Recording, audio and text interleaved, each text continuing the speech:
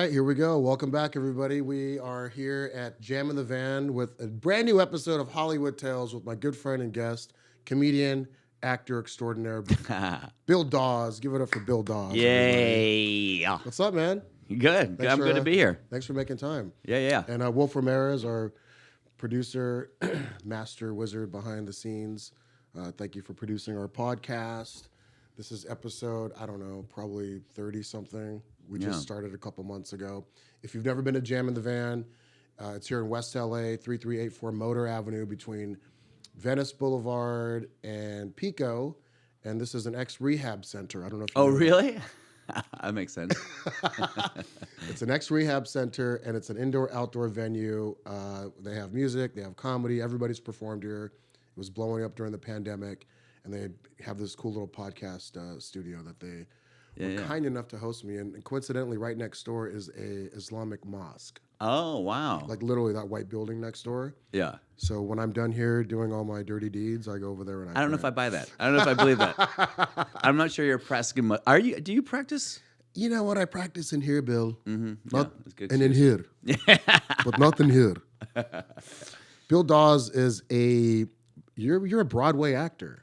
I was a Broadway actor. But you still do Broadway. I haven't done theater since 2016, and I might be done with it Really? for life. Yeah.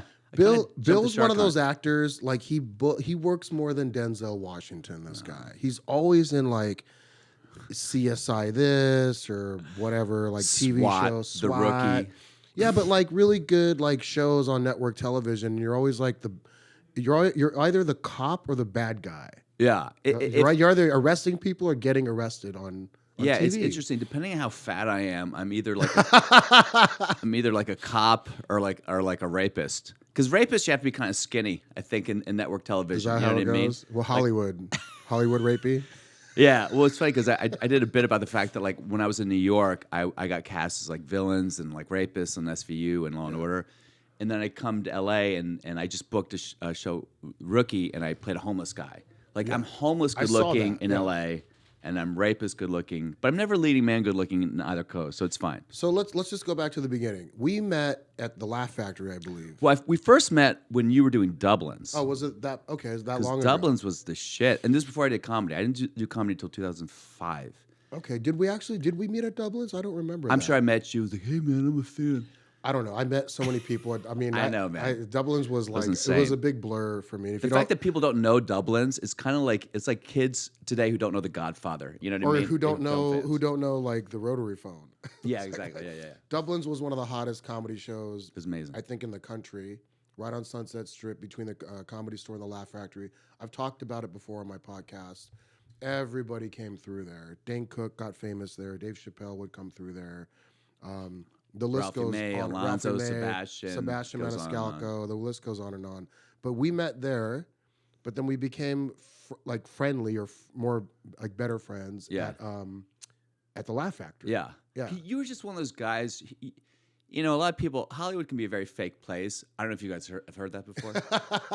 Wolf, and you're just someone. You just like you say what you think, and your heart's on your sleeve, and you're just a very authentic guy. Thanks. That gets and me I've in always trouble. appreciated that. No, I get that, and I've always appreciated that about you. Same with know you. what I mean? No, like what you with Bill, like what you see is what you get. But people in Hollywood, especially comics, because our industry is very beta, right? Yeah. You're an alpha for sure. You're an alpha. I waver. He's also a trained. I'm fluid. What are you, black belt in jiu-jitsu? I'm testing for my black belt. He's testing for his black belt in jiu-jitsu. Don't fuck with Bill Dawes. He'll choke you out. I will lie on the floor on my back and cross my legs around you. But you would never spoon. guess it because you're so. I've never actually seen you mad. I've never seen you in a bad mood. Really? Ever. Well, maybe I just am catching you at the right times. Or maybe I am fake. I think that always like you've always been super like just joyful and nice and. I think like comedy for me was always like I was always a theater guy. Yeah. And theater can be just a really miserable existence because you're making $0. Yeah. As an actor, you're treated like chattel, and they're like, just say the lines, dummy. So when I discovered comedy, it was just like, oh, wow, you get to go up and just say whatever the hell you want. Yeah. People, the Laugh Factory is also I don't know how you feel, but I feel like it's a kind of a generally nice place. Like Yeah. when I would go to the Comedy Store and I would see people just like, It's dark. fuck that guy. Yeah, I it's just dark. couldn't. I just had a problem with it. You know what I mean? Well, you know, and I've talked about it on my podcasts, and I don't want to get into the Yeah, yeah, depth of it all, but you know, I don't perform at those clubs anymore because I'm not allowed in there. It's you know, the comedy world is a very fickle industry, as you know, and it's you know, it's cyclical. It's up and down, and things like go in waves, and you just never know. Somebody might like you one day, and they don't like you the next Yeah. because you looked at them the wrong way, or 100%. you said something on stage, or it could be the slightest thing, but nobody will ever address it. Nobody will ever say, "Hey, man, you did this. You know, you need to be accountable," or whatever. Comics don't generally do that, Yeah. and so I've been very kind of distant from certain clubs and even people in the comedy world because I don't behave that way. Like what Yeah. you see is what you get, and if you 100%. don't like it, sorry. Like Yeah. I'm gonna say what I say, you Yeah. know. But we met at Dublin's, but then we became friendly and friends at the Laugh Factory, Yeah. and then we were kind of intertwining throughout the last God knows how long, 10, Yeah, 12 yeah. years. And I remember you at one point you moved to, were you in Malaysia? Where were I you? moved to Malaysia. Yeah, Yeah, I was yeah, in yeah. Kuala Lumpur, Malaysia. And we kind of like contacted. We did like a pandemic podcast or something. yeah. Oh, it was Or Instagram or Instagram, Instagram Live. Live. Yeah. Well, that was the thing. Yeah. But let's go back to your beginnings. So you're a New York guy. Yeah. Well, I went from college. I went to New York. I went to NYU grad school to Right. get my MFA, which is just a. You went to fucking NYU? I didn't know that. Yeah. And For Master of Fine Arts and Acting. yeah. And it was, it's a small conservatory, 3 years. It's like with 18 to 20 people. And you just do Chekhov and Shakespeare. You don't do any TV or film. And they basically curate this situation that has nothing to do with the real world. So you know what I mean? let's just backtrack. You were born and raised in New York, In Virginia. in Virginia. Yeah. And then you went to NY. I went to Princeton for undergrad. You went to Princeton too. Yeah. See, I have an aerospace engineering degree. whoa, yeah. whoa! I didn't know all this. yeah, Why yeah. are dude, you're dropping knowledge I didn't even.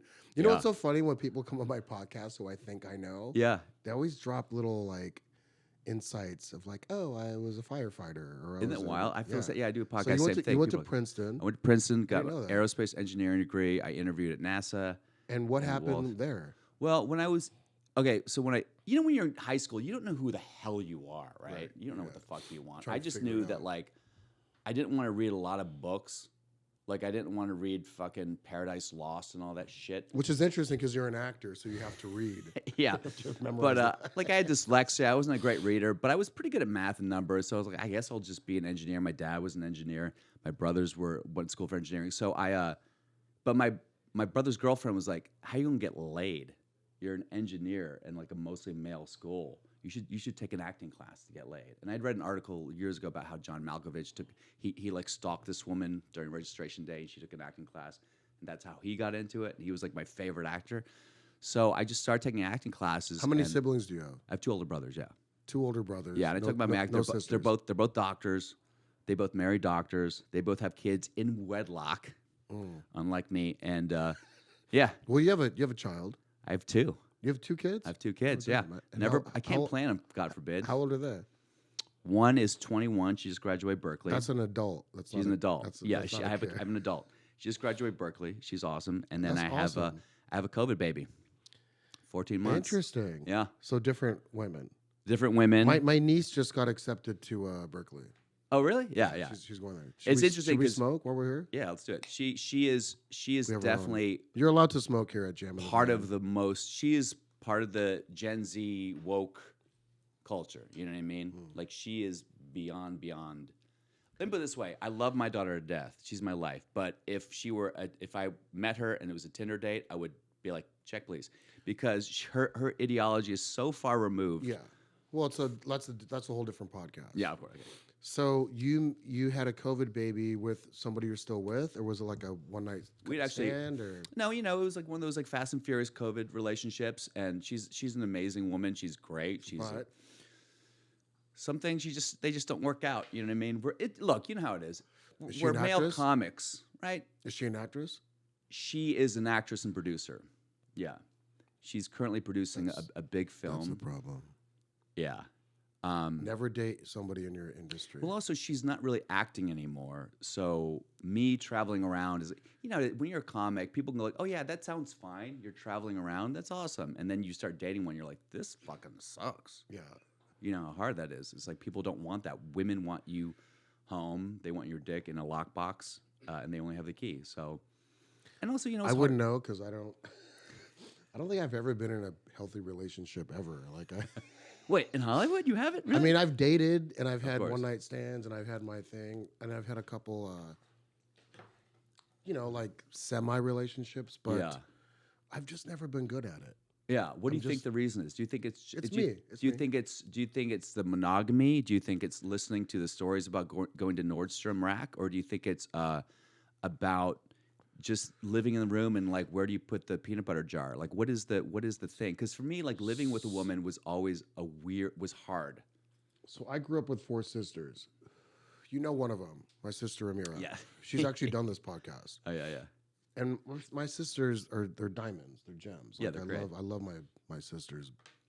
But growing up with a lot of women, you kind of get a gauge as to how like they operate and think. Yeah. And so when I was dating, I would just cut through the bullshit. Like Yeah. what most men don't know what's going on, I already knew it. Like Yeah. I had training. Yes, exactly. That's So great. I would always cut. I mean, kind of. You know what Yeah, I I mean? get that 100%. And I just kind of like, my sisters kind of taught me like, what do you say to a girl and how do you react and don't call her the next day and like just girls shit. Yeah. It's like guys don't think like that. Guys are more like, I think we started a fire. Guys are just more like pragmatic and like black and white and Yeah, cut 100%. to the chase. And women like to, create a whole world that Yeah, doesn't they have exist. a in whole our head. playbook that all the time. And right? we don't know that. Yeah. And so that's not even on our radar. But anyway, to go back to the point, you have 2 kids. You went to Look at you avoiding the subject of you dying alone. And why- I can't believe I'm kidding. Thank you, Yeah, Bill. so I would have two. Thank, I would, thank you, William. Yeah, neither. One was my first daughter's from one night stand. I met her when she was 2. That's the one at Berkeley. Yeah, it's kind of a Hollywood story because, whatever, I'll say that now. I've said it before. The mother was, she was a talent manager, and she was repping Matt LeBlanc, and they were having an affair. So she said he was the dad. He thought he was the dad for the first, I don't know, maybe year. I don't know the full story. I've never hung out and had beers with the dude.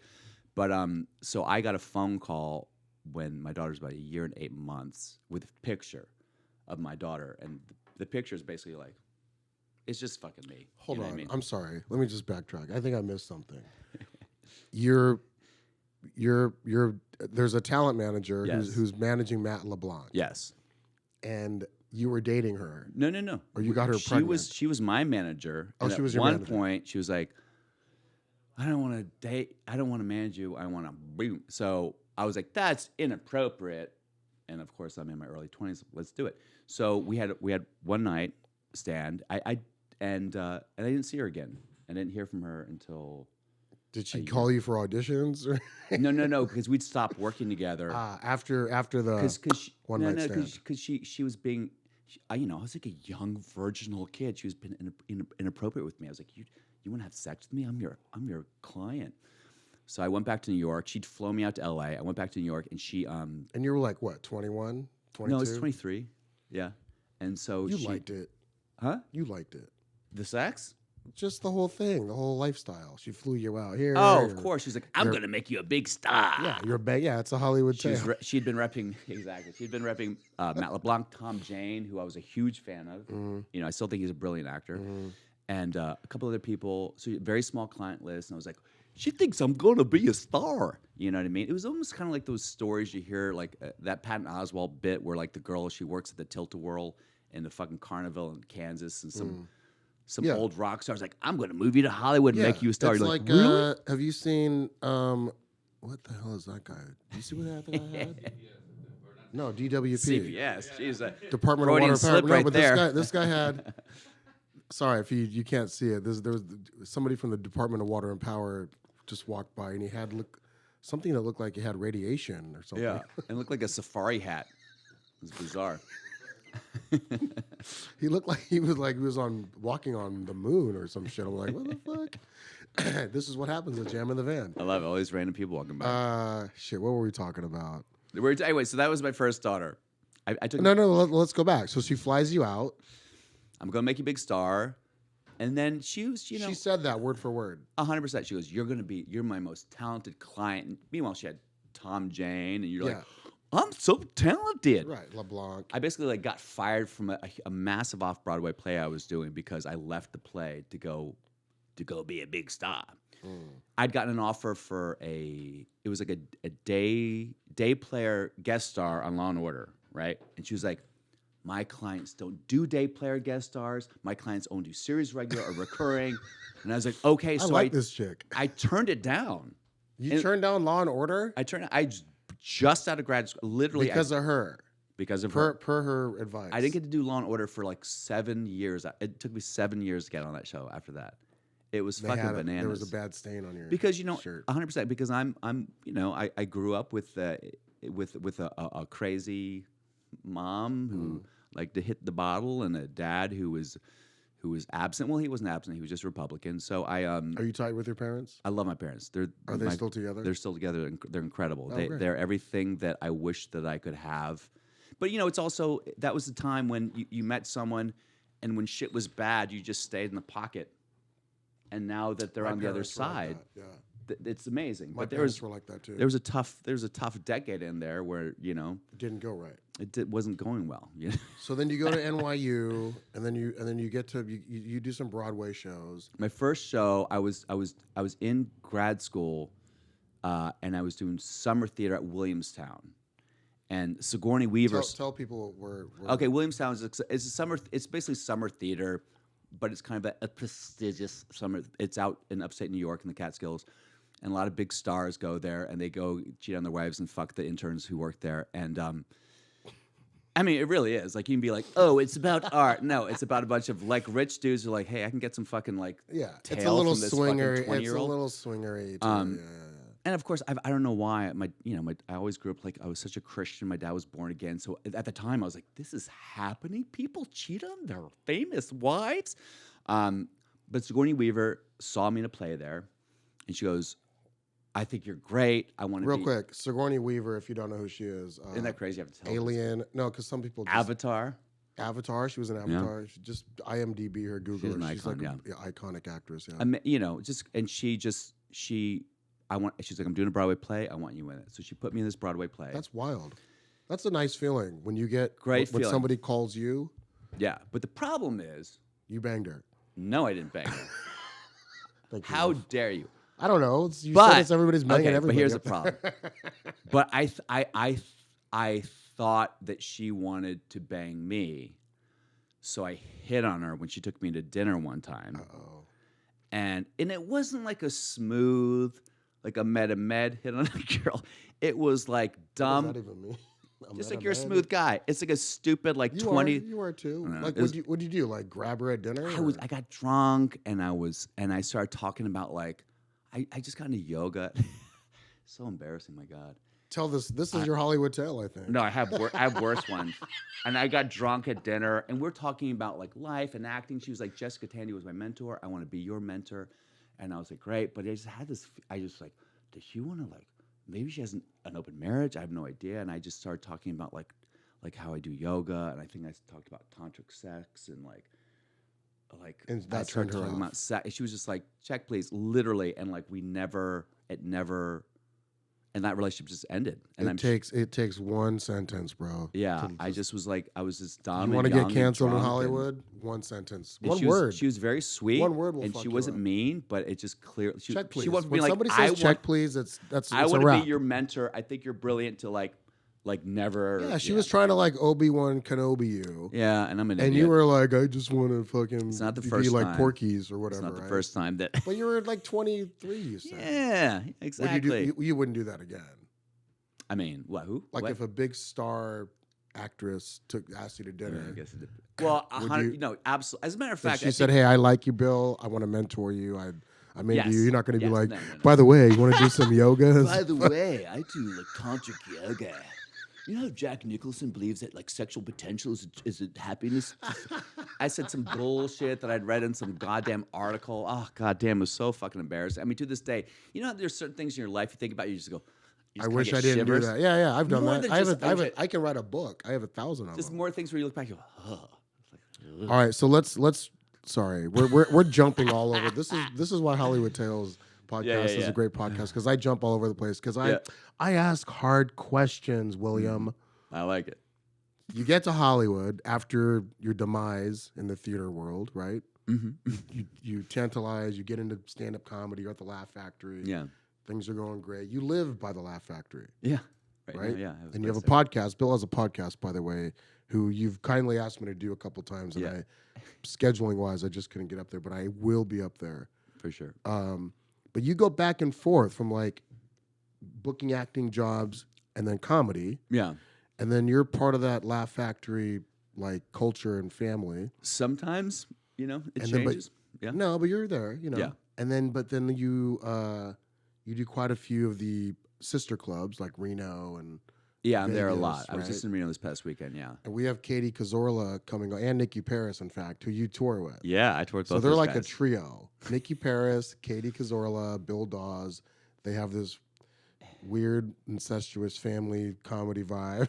Well- you guys like, I want to see you touring together. I tell you why. It's cool. I like First it. of all, I feel like my point of view can sometimes be like a little bit too male and sometimes toxically so. Well, I said earlier when you came on, I said you're like one of the top 5 alpha comics in the industry that I know. There aren't a lot of us. Yeah. Everybody's beta in this industry. Yeah, everyone will say a lot of shit behind your back, but to your face, Never. zip. Well, because they don't know jujitsu. But even just like, because at the end of the day, like, who's gonna fight someone? But even just like, hey, dude, this was fucked up. You never I wanna know. Talk to Some you about people it. will attack. I've had comics like come at me physically. And Yeah, I'm just that's like, wild. Really? You Wait, who was the actually- first comic who came after you physically? Should I just? I'm just gonna say it. Physically. Well, he didn't try to attack me, but Tommy Chun, you know Tommy Chun? He's an old school African American brother. I love Yeah. him. We're cool now. Yeah. But he wanted to get on at Dublin's one night, and we couldn't put him on just because Yeah. it was packed. And he's like got in my face about it, Yeah. and I was like, wrong guy. Yeah. Don't do that. Yeah, It's not gonna end well. Yeah. The other person, Aaron Cater. Yeah, Who you was guys were part of the the Axis of Evil. Yeah. Yeah, we're cool now, but there was a moment where he got in my face a couple times, and I choked him out one time Yeah. in London, actually backstage before a show. he I don't like when people flex on me. Oh, when yeah, you- it's when you go weird. like that, my instinct is to not run or duck. Yeah. I go for the neck. I go for you Yeah. Yeah. because I don't want any incident. You know what I mean? Of course. Yeah. You just never know what somebody's gonna do. Like, don't flex. wild, yeah. I don't flex on people ever. Yeah. And the other person, who was the other person? Oh, Eric Griffin. Yeah. That little. That was a story. Yeah. I that heard that about. guy. He was my protege. Yeah. Isn't that crazy how people that I picked him up from the gutter yeah. and put him up in the sky. Yeah. That's and, one thing I find about how And a then lot, he came back and he bit me in the ass. a lot of he people flexed on me. A lot of people that are like mentors or really help you up. They always come back and bite you for some reason. Why do well, you think there's- that is? Well, there's two things. There's one theory which is the kill the Buddha theory, which when someone like they look up to you and they want to kind of like emulate. There's a certain point where like, wait, I'm as good. Oh no, wait, I'm better. better. Wait, fuck this guy. I'm How gonna about show this? him. I'm cheerleading you. Like I'm a producer. I'm a better. Yeah, I know you are. Yeah. I'm a better producer. Most people will admit and like say, "Oh, he's right." I'm a better producer than I am a comic. Like I like producing Yeah, you're other a great producer. people. I see talent. Yeah. I know how to orchestrate shit. I know how to send emails and text. Like it's a real basic thing for me. Yeah. Yeah. Yeah. Comedy, like I'm good you're at great, it. yeah. I can make it. Thanks, Bill, for that backhanded compliment. No, you're great. You're a great comic. I mean, No, you saw that, Wolf. Some, He goes, some he of your goes, jokes. No, you're great. I mean, what's supposed to say like, oh, I'm mad.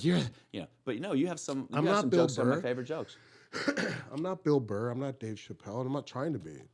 Yeah. But if I can make money doing like one or the other and make the most money at it, Yeah. producing, I would just produce. Yeah. That way there's pressure on you because you're the messenger and you're going to get shot at some point. Yeah.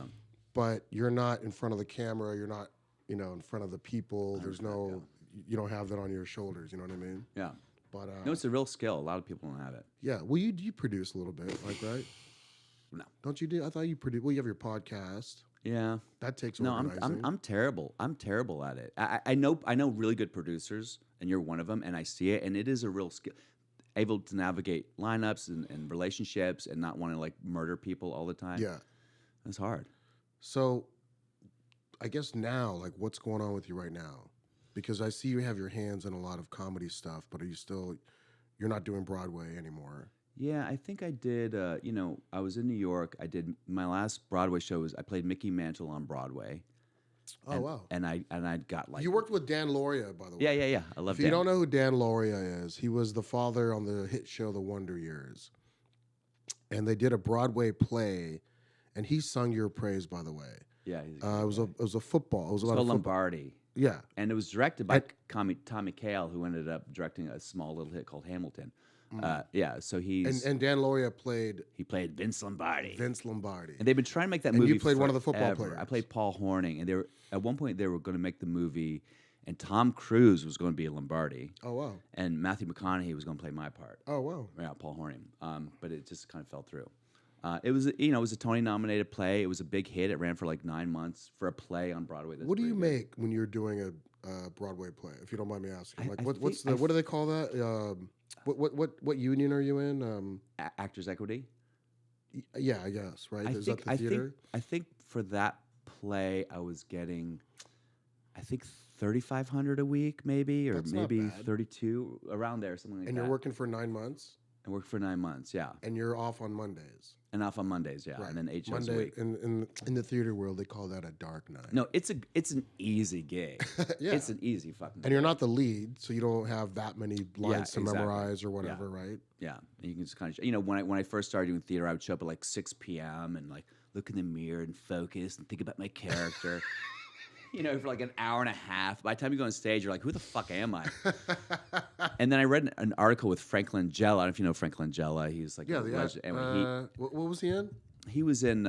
He played Richard Nixon and Frost Nixon. Yeah, He's yeah. been. Like, he's a big character actor. Legend. Yeah. Legend. Anyway, he said this article. He goes, when I first started, I would look in the mirror and think and emote, and thing goes. Now I to pick up my kids from school, I argue with my girlfriend, I take a shit, and I get on stage. Like, it's just like your life informs you. When you get on stage for your acting, like, use your life. Don't just use your memory of your fucking Uta Hagen classes. Chris Rock, I guess Kevin Hart does this thing. I don't know what it's called, but he has a glass of red wine and he talks with his Yeah. peers and whatnot. And he had Chris Rock on, and I just saw a snippet on Instagram where he's like, how do you come up with material? And Chris Rock said, I take time off. Yeah. Because I'll take between specials, I'll take 3-4 years off Yeah. Wow. and just go live. And he won't do comedy in those 3-4 years? I don't know. Or maybe He kind of made it sound like he's just like That's he amazing. goes to France with his daughter and Yeah. goes to the museum and like I don't know, just whatever you do as a father, right? I love just that hanging idea. out with your kid, right? Yeah, And just I'm not way too doing insecure. it. That's a nice luxury to have when you're Chris Rock. You know what I mean? Well, he earned it. Yeah.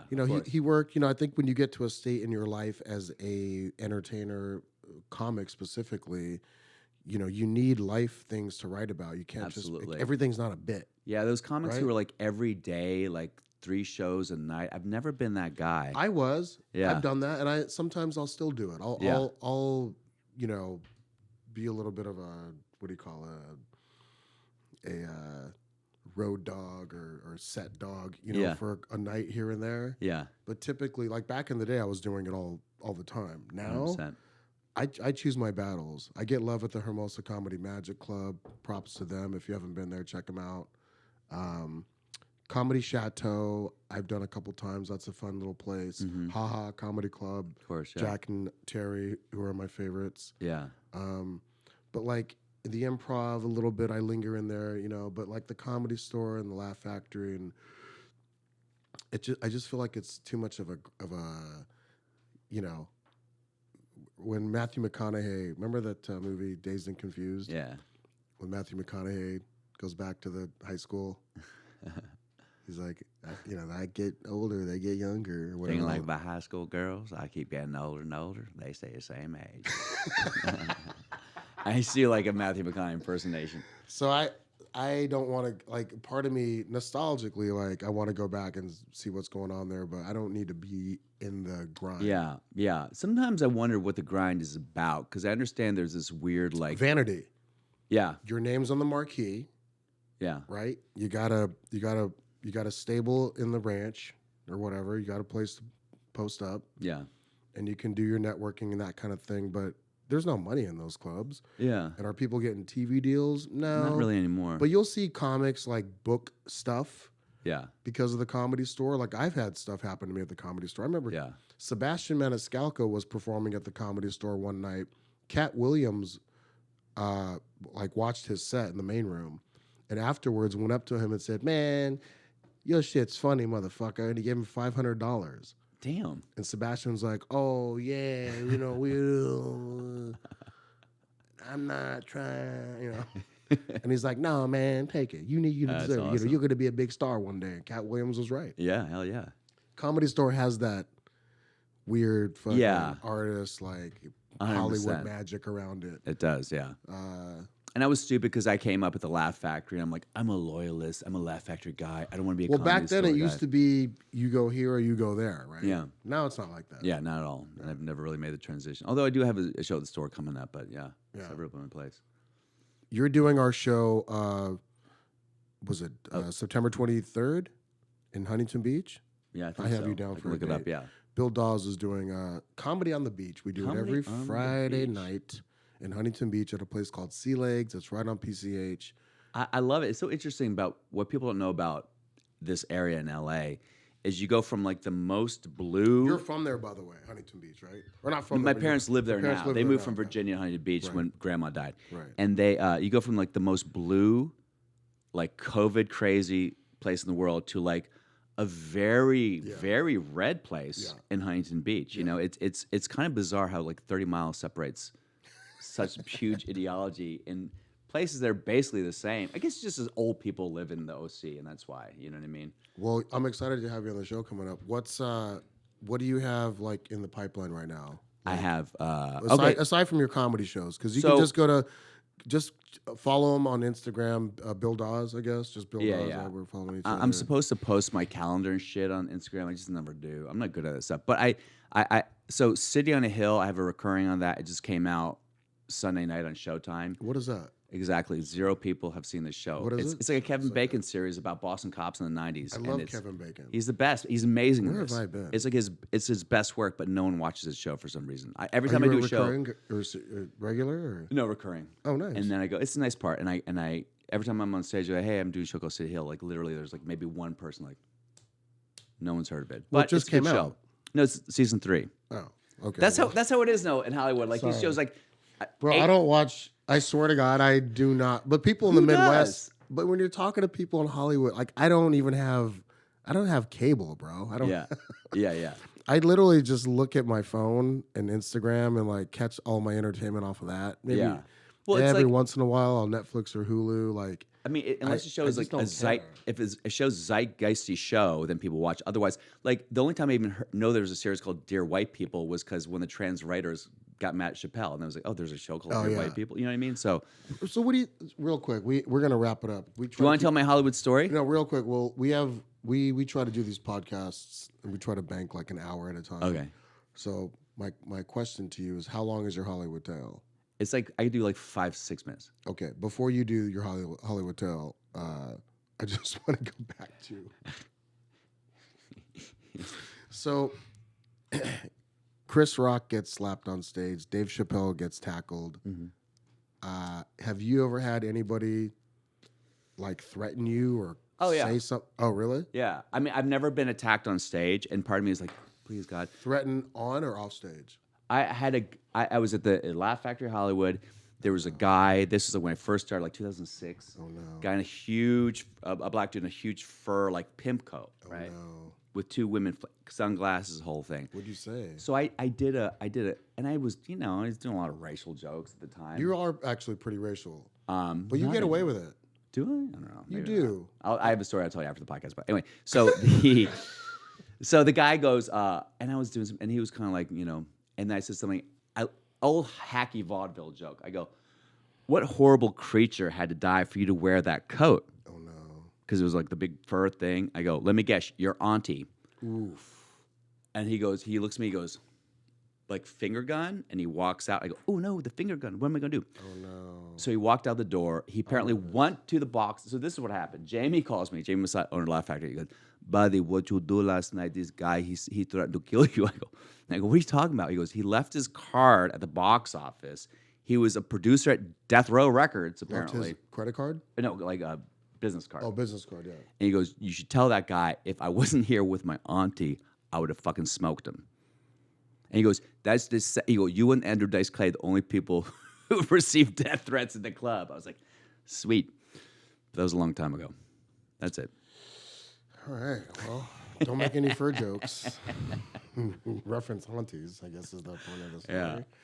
Yeah. Yeah, I just think it's weird how people get tricked. I mean, look, it's comedy, so you have to, you don't have to, but we're supposed to push buttons to a limit, You'd right? think, right? Otherwise, But it's a then TED people- Talk. But then when it's like, don't come to the club. 100%. 100%. Like, I always say to myself, like, if you're that easily triggered or sensitive, please don't come. Like, you're not invited. Because somebody's going to say something that you're not going to like. Yeah.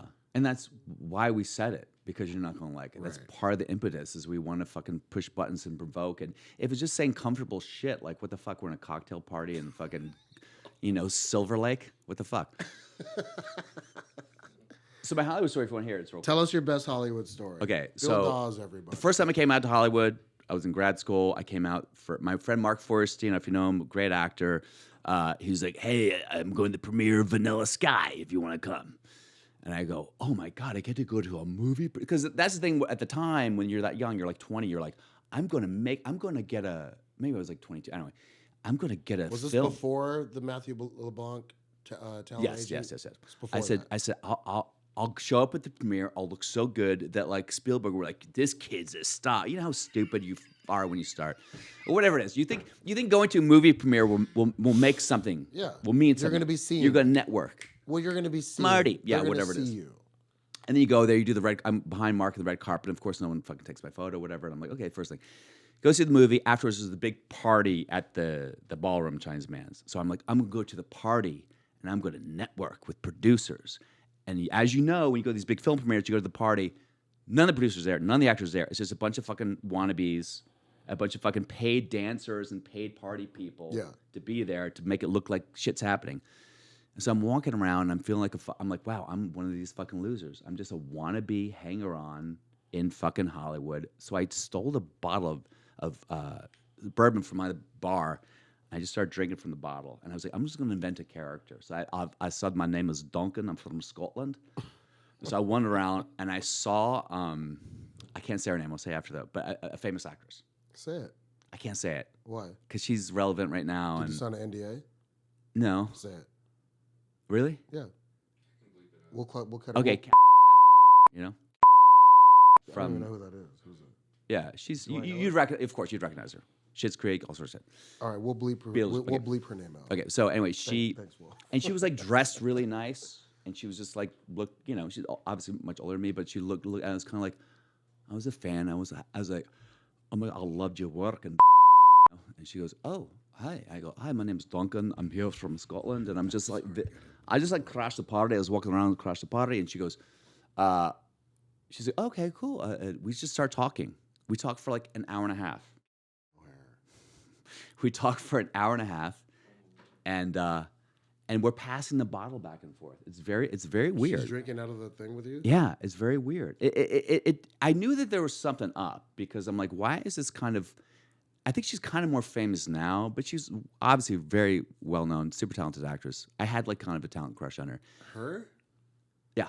Oh yeah, dude. She's This like is one of my this is favorite like actresses. 2000 and Wasn't she in this is like in yeah. So this is like 20 she was years in ago. like what was that dog movie? Clifford. No, it was like fuck, what was it called? Something about how you train dogs. Not Train Dogs. It was like a dog show. What was it called? All those shows. Yeah, she's a fucking genius. Genius. I love her. Sorry, I didn't. But put the you name have of to fucking bleep shit out because it gets a little fucking deep cuts. We'll bleep it. We'll bleep it. So we're going back talk for an hour and a half, right? And it's kind of, and at one point I go, I said, Catherine, I like you're dressed to the nines. You look like $1 million, and you're by yourself. Like what's that about? Like why would you be here by yourself? That's a pretty good. And then start, she guys. goes, and at the time I was doing actually a movie where I played a Scottish guy, so I'd been working on it. So I go, Of course so you were. she goes, well, I just found out my husband's having an affair Oof. with his secretary. It's so cliche, and he's in Arizona with her for the weekend, and I just wanted to feel pretty. Oof. So she says this like vulnerable thing. We're drinking, and I go, oh fuck, I've been this fake person the whole time. And I felt really bad. Bro, you're like the talented Mr. Ripley. So I didn't know what to do because I was like, should I tell her? She'd be like, I gotta be honest with you, like I'm an act, and so, but I was like, I'm an asshole. It's the same guy who hit on Sigourney Weaver. So I go, well, Oh yeah, I forgot about that. I was like, we should go back to Gotta your, beg everybody. we should go back to your place and get revenge on that fucker. So that's what I say. So I tried to double down, and she was kind of like you could tell she's like, I don't know, like like I have kids and there's a babysitter and we'd have to like, I don't know, let me talk babysitter like, and I don't. So part of me is like, oh my god, am I gonna go home with this woman? And then, true story. Somebody walked up. Mark Forresting walks up and like, hey Bill, we're about to take off. So problem number one, Your guy. I'm Duncan. Right. He calls me Bill. And Mark is a semi-famous actor at that point. She probably recognized him. She's like, what the fuck is going on? And she's kind of like, huh. And I go, so I'm like, I have to answer him as me, but also as Duncan. I'll do like a hybrid accent. So they both are. I go, I'll be, I'm just going to say I'll be about, I said, it's kind of slurred it. And he goes, I swear to God, he goes, oh, you're doing the Scottish thing. And her face, I mean, literally, Yeah. she's just like you just see everything, like, oh my God, everything I've said to this person, everything I confessed, like, lies. I was just like, this guy's. Bro, I was literally watching The Talented Mr. Ripley the other night with Matt Damon, and what you're telling me was like his character in the movie. Yeah. Like he just faked this whole vibe. What did she do? So, I mean, and also to her credit as a classy woman. So I go, and I kind of like, so Mark walks by like, yeah, laughing. And then she looks at me, she goes, you're an actor, huh? And I go, oh no, he's just taking the piss out of me. I know him from like parodies and shit. He's taking the piss. They go, you're an actor and you're doing character work for a role right now, aren't you? And I go, no, I'm not. I was telling you, he's just full of shit. And she goes, congratulations. That's really great character work. I'm really impressed with you. Good luck in your career. And she shook my hand. She walked away. I was like, no, don't leave me. She Sigourney Weavered you. Yeah. So She clearly, was Jack Blue. clearly there's a common denominator in a lot of the failure in my life. Sometimes you're too honest. Sometimes you're not honest enough. Yeah, and sometimes you're just a creepy kid in his 20s trying to get his dick wet, That's hilarious. So that was my story. Well, that was a great Hollywood tale. You actually got a couple of them in there. Real quick, you do a lot of stuff with Jeremy Piven, who I'm trying to get on this podcast. But Yeah. he's like a cat. You gotta He's put a the slippery milk guy. out, and then let him walk away and let him drink. And then let him 100%. come, he's That's a like good that. analogy. He's like a I cat. like Jeremy. He's always been nice to me. Yeah. But I reach out to him for stuff sometimes, and sometimes he doesn't.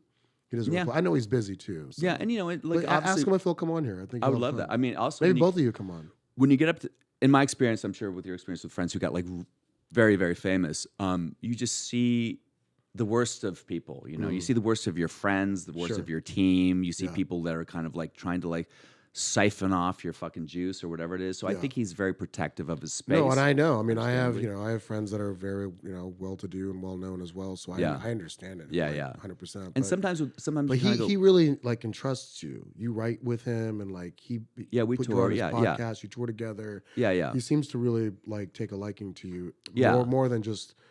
But you're right. comic like a brother, I you know? also can't like it, but it's not the same thing. Like if like I can't also just be completely frank and honest with him about everything like I might Right. be with a brother because I have to. There's a part of me that's There like are boundaries. as yeah. a guy, I gotta kind of I gotta get it. protect, gotta give him his space. I get it. I don't want to push him too far. So it's an interesting thing. It's almost like when you're when you're with like a woman that you're like hey we're cool, but like I understand you got your thing and I gotta Yeah. fucking please you and Are blah, you blah, blah. dating right now? Nah, No girl, no special, nobody. I'm Yeah. gonna see you tonight at Katie's show. Oh yeah. I We're hope- doing a show tonight. This will air way after we do the show, but it's at some place called Ella's. yeah. I've never Ella's? been there. Here it's really cool. Upstairs, rooftop bar, restaurant in Beverly Hills Hotel. Yeah. Katie Cazorla, who's going to be on the podcast a little later today. Yeah. So I'm excited to see you later. And I just want to say thank you, man. Thank you, Ahmed. You're a class act, super talented. Despite my stories. You're a class act, man. You've always been super nice to me, and I think you're awesomely talented. Follow Bill Dawes on Instagram, Twitter, Facebook, website. And I want to say thanks to Wolf Ramirez. I want to say thanks to all the guys here at Jam in the Van, Dave Bell, Jake Kotler, Jake Trainer, Jack Higgins, our creative director. If you haven't been here, come check it out. Go to jaminthevan.com. Watch us on all podcast platforms and YouTube. My name's Ahmed Ahmed, and we're out. Thanks, bro.